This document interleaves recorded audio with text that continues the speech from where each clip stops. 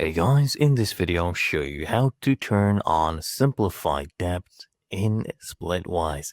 Now the first thing I want you to do is just launch Splitwise, and then here on the bottom left you should see groups, and I want you to first navigate to the group you want to turn this on.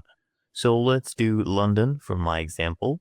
And here at the top right, you should see this gear cog. This will lead you to your settings. I want you to come here and tap on this gear cog and then just scroll down, okay? And here under advanced settings, you should see this option that says simplify group debts. This will automatically combine the debts to basically reduce the number of repayments between the group members. So just toggle that one on. And as you can see, simplify debts has been turned on. So that is how you turn on simplified debts on Splitwise.